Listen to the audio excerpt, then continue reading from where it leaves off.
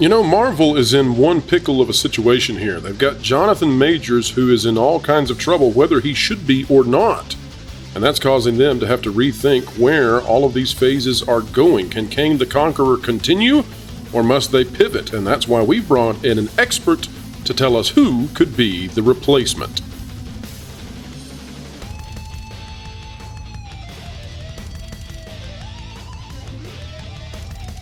Explaining entertainment, keeping you ahead of that culture curve. It's what we're trying to do each and every day here on the WDW Pro channel.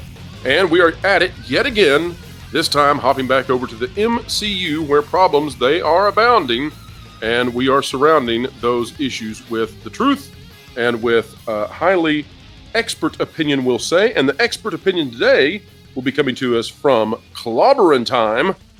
Clobberin' Time, is it okay if I call you Clobby? I would be honored if you did, sir. That's my own. I lumbered myself with that nickname after I moved to YouTube a couple of years back, and it's my own fault, and I've embraced it. So thank you. Embrace the clobberin', right? I kind of even like it, to be honest. It's silly, but I like it. Well, we're gonna be talking about the issue that Marvel has in regards to Jonathan Majors.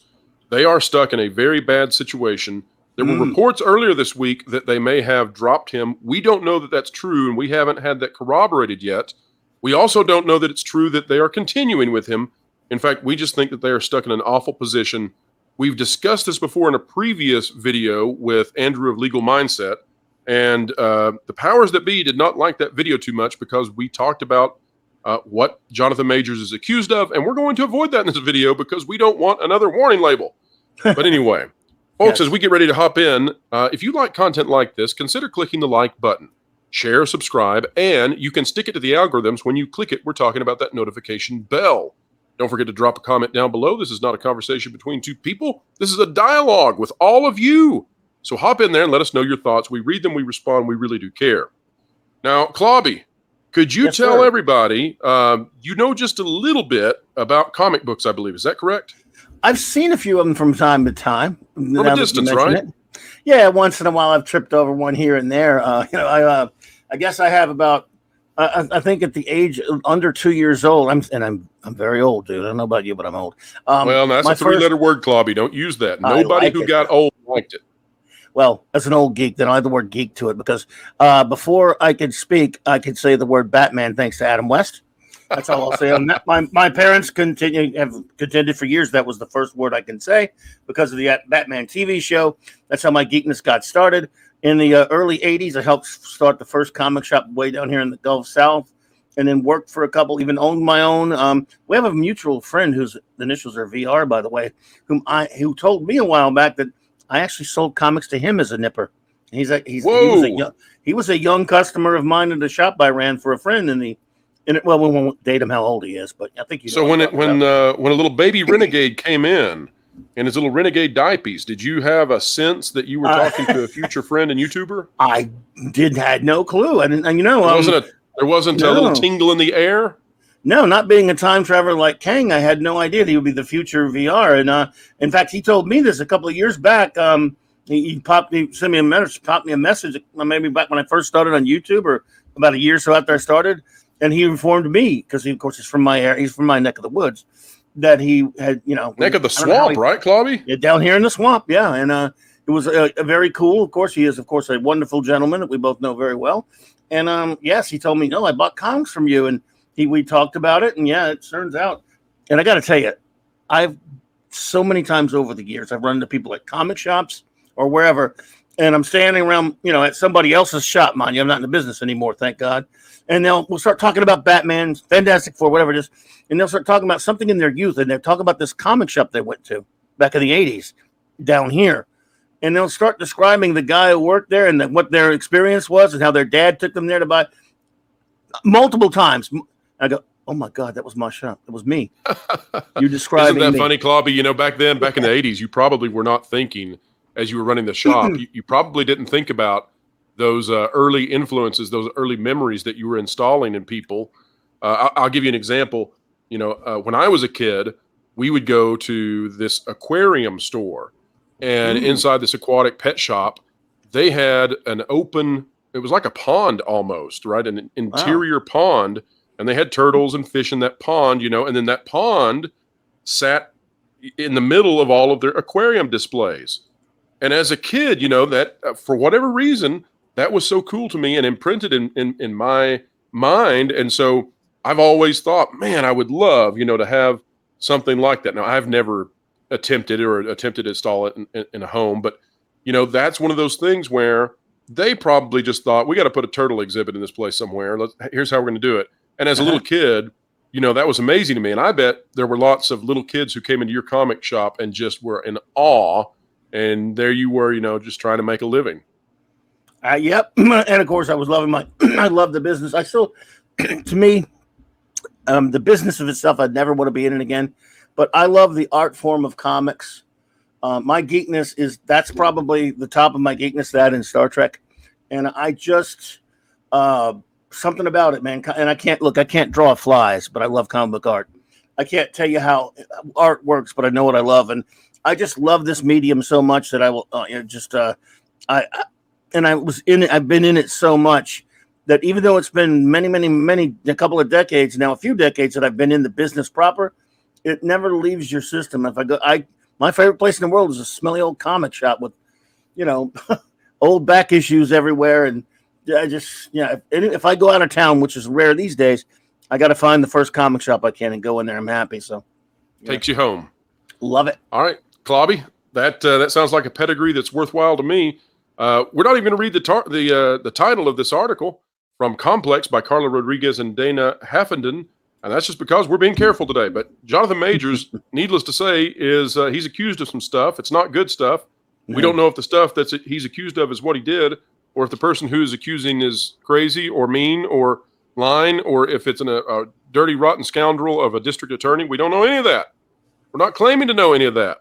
All we know is that when it comes to Jonathan Majors and the Marvel Cinematic Universe, he's stuck a little bit. So I'm just scrolling through here, folks. If you want to read these titles that they've got here, these subtitles, you can see he got into an altercation, allegedly. He got arrested, arraigned, multiple charges. The attorney for him has said things on his behalf. Cool. That's what we expect attorneys for individuals to do. U.S. Army paused their campaign with him. The lawyer for him says there was a recantment. We don't know if that's true or not. That's just based on what that person's saying. More charges, et cetera, et cetera. We don't got to keep going on. We did this once before. It didn't go well for us simply because, there are people out there who want to advertise and they don't want to advertise on things that are very, what will we say here, Clobby? Very spicy. We'll just leave it at that. There's a more articulate word out there, but we'll stop there. That one. Now, Clobby. Yes, sir. The reason you're here today is we're trying to figure something out. You have an extensive knowledge of comics. You are unrivaled in terms of anybody that I could pull on here, I believe. And we're trying to figure out, what does Marvel do now? Because here's the problem. Marvel has set up a precedent in terms of some of their characters because they refused to replace Black Panther. And we've also heard out of Lucasfilm, that Kathleen Kennedy, one of the big takeaways from Solo, a Star Wars movie, was never recast the original actor or actress. And, this is definitely a contentious situation now with their main villain for the next phases, supposed to be the face of the MCU in terms of the big baddie. Well, he's been accused of big baddie actions in real life. And I don't know that they want to recast. That causes them issues, I think. We won't go into those issues right now, but suffice to say, recasting is not just an easy solution. So my question to you then is, here's Marvel. Here they are stuck. We're sitting here trying to figure out, where do we go from here? What options do they have, since we are definitely in a multiverse phase of Marvel, and that's what's going to continue on, we assume. What other villains are there out there? What other storylines exist in the multiverse that Marvel could potentially bring in at this late stage of the game for Phase 6? We don't think they can change much at all for Phase 5. But for Phase 6, who could replace Kang the Conqueror as the villain? Make sure to catch The Pro Show Thursdays 5 to 7 Eastern Time. Entertainment Explained, The Culture Curve Conquered, live with Pro and all his friends. Well, it's a very tough question. It's a fascinating question because I've never even pondered it, to be perfectly honest with you. But I would say that Kang is something of a unique villain in the sense that he's got all these multiple versions of himself, even multiple identities, but he's the only one with his MO is particularly meddling with time. I mean, there are other, obviously, you can probably there's other time travel stories in comics, but as far as one of the super villain who most utilizes time and is everything about the character is to do with time travel. Everything. I mean, everything, his entire core being, all of it. So you would, if you weren't going to use Kang, but you still wanted to go along those lines with a multiverse type thing, the only thing they could probably do is find one of the other characters, because look, they're no stranger to screwing up characters and changing them and altering them. The only thing they could do is find one that is established and replace him. In other words, take a character that isn't necessarily, because there's no other one like Kang. There's none. Well, that's the Victoria Alonso strategy, right? That's the mantle idea. You just take Kang the Conqueror, the concepts behind him, and you say, you know what? Let's retrofit it on somebody else. And I would not be surprised if, let's just say, for sake of argument, that was what they wanted to do. As disgusting as what I'm about to say is, I would not be surprised if they did it with Dr. Doom. Dr. Doom, well, that's not, yes, I could see that definitely. How do you think they would attempt to do that? Well, they would basically probably, I would say, switch his origin. Because there was a while that people thought, in the comics, in the continuity, the canon of the comics, very early on, there was a time when sort of like there was this head fake of us, in a sense, that people thought Kang and Dr. Doom were the same person. It was later proven not true. He kind of based sort of his look on Doom after he was started as in a retcon origin. He assumed an identity of a character called the Scarlet Centurion, and then later, when that got shown up by the Avengers, later they say that sort of like he based his eventual look, although this is retcon now, on Doom in a sense, with the headpiece and everything that he has. So sure. I would not be surprised. Again, this is me way reaching, just all over the place. I'm saying, well, we got to figure this out. That's part of what we're doing here is trying to figure out what could they do. I think it would be Doom again, and they would just say he's the biggest big bad in the Marvel universe anyway. If anyone would go out there and manipulate time anyway, because there are no strangers to taking characters of one particular hero or hero group and giving them to another. So. Even though they would still use him for the Fantastic Four, they would use him for the whole big bad universe. So Kang works the best for that. And if you're not going to use him, the only, even though he's a different villain, I would not put it past them to do it with Dr. Doom. That's the only one I can see them doing it with. Does that mean they will? I don't know. That's the only one I can see it. And I don't like it, but I can see it. Well, let me ask this then. So I have heard through various sources that Marvel may be looking at expediting their plans for bringing the X-Men into the MCU. We know that's on the horizon, but they may push to make that be something that happens much quicker and not quite have the same buildup that they had planned previously, simply because of how poorly the MCU appears to be doing right now in terms of audience retention. Although those numbers in terms of the box office are elevated, they're elevated because of the increase in ticket sale prices. That being inflation, ticket sales or ticket prices for movie theaters are inflated even higher than historic inflation we've been experiencing over the last few years. And so the actual number of people going into theaters is lower. Marvel doesn't need to sit here and stagnate as they try to stumble out of this situation. They may want to bring in the X-Men quickly. So my question to you then is there anybody in the villains roster, the villains gallery from the X-Men that could fit into this and therefore bring the X-Men into the MCU? Any thoughts on that one? Well, I can't think of who it would be. Magneto doesn't really work. He's their biggest X. They have some.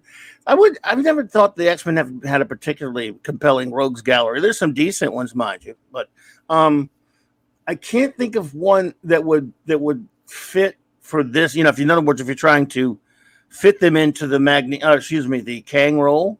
Yes. I don't know if there's one of the X-Men baddies. I mean, they do deal with time a lot. I mean, you do have maybe Mr. Sinister. That's okay. So, Clobby, that's actually what I was going to ask you about. Okay, so I'm curious about Mr. Sinister because that appears to be the character that they're going to focus on in the reboot of the X-Men animated series. One of the villains that they may be focusing on is Mr. Sinister. Can you tell the audience about that character in particular and what might be appealing to Marvel to bring him also into the MCU, even if he's not a replacement for Kang? What is it about that character? He's basically he's the one that he created the mutants. Retcon speaking, he's the one that is the reason he and Professor X were around a long time. In other words, he's been around, lived for a long, long time, and he's the reason there are mutants. So then he would be a great one to introduce the X-Men to the MCU with, right? Plus, he does survive long into the far distant future, and there have been time travel stories involving him. There have been time travel stories involved with the X-Men for a long time, so I could see them. In fact, now that you mentioned, it's funny that you made me think of him. Because going, that's another one. Doom would be the one, would be the most obvious, but Mr. Sinister is probably the other guy, considering how long he's been around and how long he survives and all that kind of stuff, and how far goes he back. He goes back as a retcon, because I always say retcon, make sure that it wasn't in his original origin, and later some guy, boom, goes back and adds it to his origin like that. So, yes, I would say Mr. Sinister, now that you make me think of it, would be another possibility. Yeah, and it can work. Sure. And, with this MCU situation, they've got a couple of things that they've got to juggle. We've got the Fantastic Four. We know they want to bring that in. We've got the X-Men. We know they need to bring that in. You've got the multiverse characters from all of these different parts of Marvel. And also, too, at the same time, it seems to me that some of those older, well, not even older, but the actors who used to play the original characters inside the MCU are not as excited to come back as one might have hoped. So it may be harder to do the multiverse thing that they had planned originally, where they were going to culminate this with everybody stepping through the portals. I guess money talks. Maybe they can convince RDJ to come back for a 5-minute cameo at the end.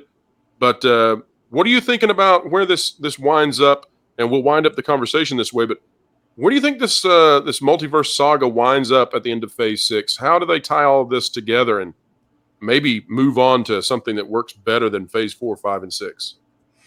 By the way, one addendum to that last part, I would say Apocalypse also is one you might be able to use, because he really started everything in a sense, because he goes back even way farther to the. Okay, so hold up though. We got to talk about that. You've introduced something now. I said we're going to wind down, but we got to wind up for a minute.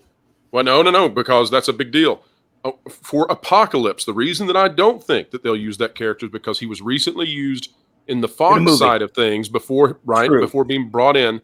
And then also because, and you tell me if I'm wrong, but it seems to me that in the roster of all the big bad guys out there, big bad guys and girls, we want to be inclusive for baddies, but of all the villains, Apocalypse is way up there in terms of what they could ever do in the future to try to get audiences to come see it. Apocalypse seems to me to be one of the biggest bads and one of the most menacing in the Marvel catalog. True. Are there any, if you're saving bad guys for later, is Apocalypse definitely one of those that you would think would drive an entire phase? That's a good point. I mean, I'm just saying I threw him out there because I had not considered him earlier when we were talking about Mr. Sinister. I totally glossed him. Well, I just think Apocalypse is. Yeah. I just think Apocalypse is one of their biggest villains they could possibly throw out, and so I think they'll hold on to that. But gotcha. So anyway, where do you think they wrap this up at? Where do you think they wrap the Phase 6 up at now that we're in this uncharted territory? Well, I don't know, because I'm skeptical that some of it, I don't have the thing in front of me now in terms of all the things they've got planned in the list, but I'm skeptical that some of it's even going to end up getting made. I think they're going to start hitting some bad stumbling blocks with some bombs coming up here soon. That are going to. You think the Marvels is not going to be the Gone with the Wind of our time? Maybe it's gone out of theaters of our time. Yeah, gone. Yeah, I think they're going to start rethinking some things, and I would be willing to bet you that some of these planned projects that you see on that big list of theirs are may not happen. Just maybe. That's a feeling. It's a gut feeling. So it's tough to predict. I don't know where they're going with it, but I don't think they're going where they think they're going, because people are just going to stop. The interest is dying, withering on the vine, and their last hurrah might be Guardians of the Galaxy 3, and we don't even know for sure if that's going to be as big as it is. So it's a really great point. That makes it impossible to predict. The basic question you were asking about, I don't think they might not get the chance to have a big ending. So let me throw this at you instead, Clobby. You've been watching the comic book industry for a long time. It seems to me that, that the comic book industry is vitally important to the MCU, even if they don't know it yet, because without a without a thriving comic book industry, you cease to produce new stories that resonate with people, and then you don't have the foundation to pull from for your next big Marvel movies that you want to create. Do you have any optimism? Are we at a stage yet where maybe the comic book industry will begin to improve, or do you think it's too late and that industry is on the way out? In my opinion, it's been coughing up blood for about a decade or more. In my opinion, it's dead. I mean, in other words, not that there will not be comic books produced. I'm not saying that. They will be published. But I believe, for the most part, you've got things like with the self-publishers. You've got, now, I do believe Marvel and DC will soon be farming it out. They already have done that in many cases now, Marvel and DC, farming some of their characters out. They're hitting rock bottom. They don't sell anymore. I believe this is a dead industry. It's not entirely just because of how bad they are. Well, that's the biggest factor, mind you. But also, 20, 40, 30, 40 years ago, there was a lot less types of competition for the entertainment dollar. I remember, if you look at the print runs of comics in the 70s, 80s, and 90s, and look at them now, they are a joke. They mask their sales behind retail orders rather than actual comics flying off of comic book racks. They're ridiculously priced. We both know how agenda-driven they are. They're dead. They were dead. These are, by the way, these are not comic book characters anymore. When you and I were growing up, or many of us were growing up, these are comic book characters that happen to have movies made about them. In the past 20 years, in the zeitgeist now, these are movie characters to most people. I guarantee you there are a lot of people, if you say this character or that character started in a comic book, they go, really? That's a comic book exactly. character? Well, they've become activist book characters, right? True. They're not comic book characters. Now, to me, they always will be, mind you. But they're not. Sure. Iron Man, to a lot of people, is not a comic book character. Right. He's a movie character. He's a movie. I mean, he is. So he's RDJ to a lot of people. Some people would say that that's a black pill kind of answer, that you're just being negative and all that. Yeah. I don't think that's true because, my position is that there's going to be somebody out there one day, and maybe they're already out there producing stuff. Maybe they're just new avenues that need to be explored for getting good products out. But I don't think that good art and good stories can be held back forever. They can't be kept behind a gate. They can't be kept behind a dam by the industry. That eventually good art and good stories just break forth no matter what you do by people like perhaps some of our listeners right now, some of our viewers who are thinking, you know what, I'd like to take a stab at telling some awesome superhero stories. So maybe there's some potential for good. Clobby, I'll give you final thoughts. And then also, as you wrap up your final thoughts, if you wouldn't mind to tell people where they can find you on this great, big, beautiful web out there. Oh, well, final thoughts are basically, I'm very honored to be here and I appreciate it. Me, I'm not shy about talking comics and stuff like that. My thoughts are, I do love the art form of comic books very much. They mean a great deal to me. It makes me sad that I don't really have almost no interest in buying any new ones out there. Is it fair to say that they're beautiful to you, Clobby? You look at a comic book and you go, oh my gosh, I love this. At their best, hell, at their medium. Yeah. I mean, at their mid level, they are beautiful to me. I adore the art form, but I sometimes you admit that I'm not saying it's dead. There are a lot of people that still want to make good comic books. I just don't know if there's enough of an audience out there where it will ever be what it once was. Societal evolution, moves forward usually, and it's just we're not in that time. So maybe it becomes digital, But Clobby, one of the most fun things I think in this world is to go with somebody who loves something and share that experience with them. I'm thinking about if you've ever been around a guy who loves cars and you go to a really fantastic car show. Even if you're not a car person, you just come away with an appreciation. Yes. That's right. It's infectious. And I just feel that way even listening to you about comic books. And, I can only imagine how awesome your store must have been at one point. And I'm so glad that you were able to come on the show today. Well, my channel's about that. I don't really talk about new stuff much. I talk about the things I love. Or if it's, put it this way, if it's something I hate, I'm going to try to make it fun at least. Like if I think something sucks, I'm going to beat up on it, but in a fun way. So I guess I'm Clobbering Times on YouTube. You can just find me that way make sure you got the S on at the end of it. Click on the link, folks. It's right below the video. You are going to want to subscribe to Clobbering Times. Oh, thank you so much. I appreciate you having me. Yeah, just there. You can find me on Twitter or whatever. I've been doing this for, as far as commenting on geekness for a long time now, 14 years about this next week. So but only 2.5 years on YouTube. So. Well, Clobby, it's your first time on the channel. It will not be your last if we are Thank so you. lucky and fortunate to have you again. Thank you so much for being here. Folks, if you like content like this, consider clicking the like button, share, subscribe, and you can stick it to the algorithms. When you click it, we're talking about that notification bell. Memberships are open, and we're offering some things that other channels don't. Maybe they will in the future. Maybe they'll start copying, and that's just fine with us. We love that flattery. But check out those memberships. You might want to dip your toe in the water for the price of a soda. You can hop in and get more exclusive content right here from the WDW Pro channel. Wherever you are, whatever you're doing, keep learning, keep growing, and keep having fun.